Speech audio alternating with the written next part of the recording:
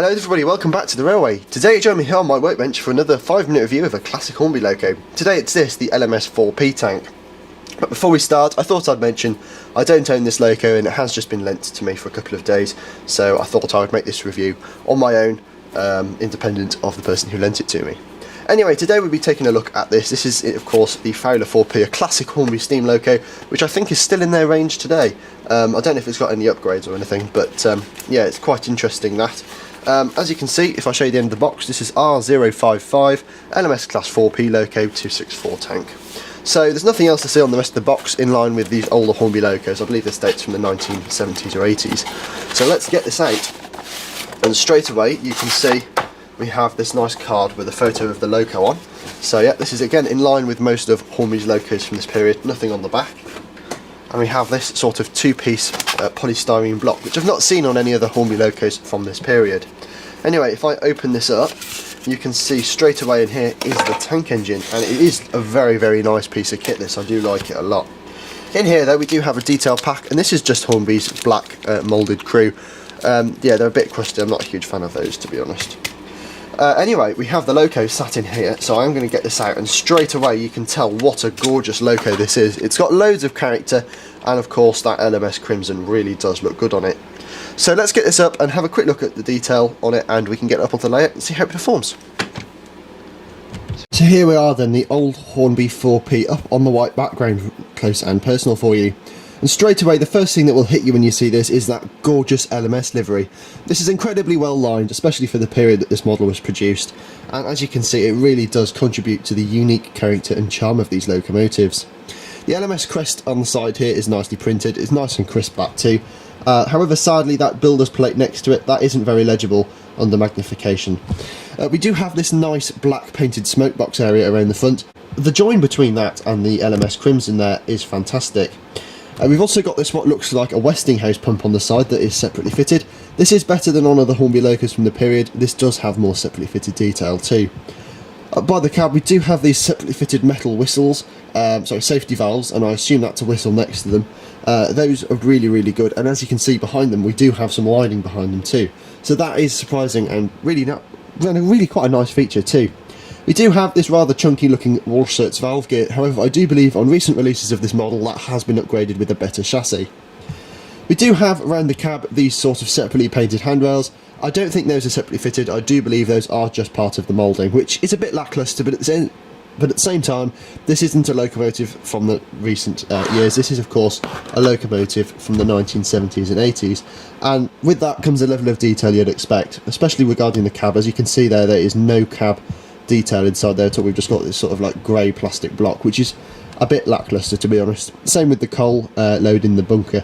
It's not great, and despite the size and the age, I have seen locos from this period that have got better loads. We don't have any sprung buffers either on the end. Thought I'd just mention that. These are just moulded plastic ones, and nor are the handrails on the end of the model separately fitted, though they are separately painted.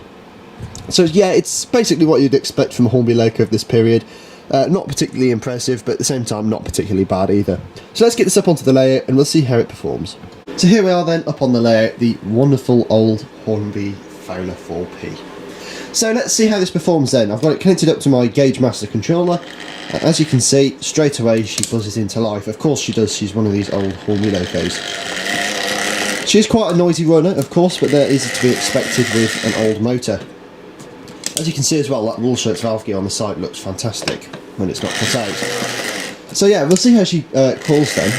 As you can see, she's quite a nice runner, so see how she crawls. I do believe this is just a 3-pole motor in there, and that is of course the slowest you can go on it. This is at 30% speed, and as you can see that is quite coggy. Not particularly smooth, but it is a nice slow speed nonetheless. Anyway, I've taken the trouble of getting some old crusty Hornby LMS kits set up, ready to run. She is a 4P, 4P denotes passenger use, so let's give her about 50% on the controller, maybe a little bit faster, and send her off around the layout.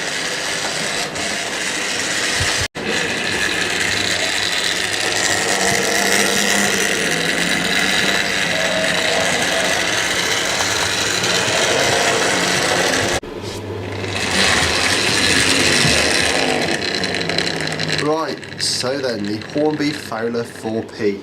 This is quite an old loco, as we know, but I do have some ratings for it ready to go. So, in terms of detail, I've rated this 2.5 out of 5.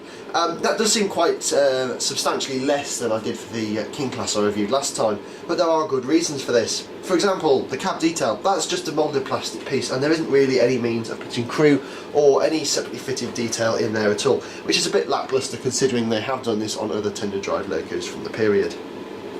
In terms of mechanism, this is 2 out of 5. Again, not quite as good as some of their ring-field motored locos, obviously because the performance isn't as smooth and it doesn't have as many pickups. And of course we do have this rather chunky looking set of valve gear. It's not beyond their capabilities to make this look nicer. In terms of performance, I've given this 3, which is about average for a loco of this period. It's quite smooth at high speeds, and it does look good with that motion going round, but of course it isn't great at slow speeds. It is very coggy and quite fast.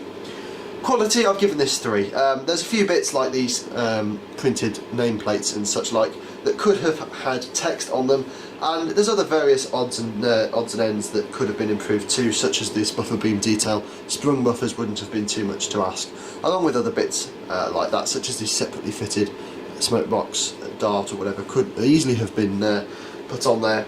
Overall then, as I said, value is 4. You can pick these up at around £30 to £35 second hand, which is a good price for a loco of this. Again, really good if someone who's sitting out in the hobby, and that's something I would say about all the locos from this period, is they are very, very good if you're just setting out, nice and easy to maintain as well.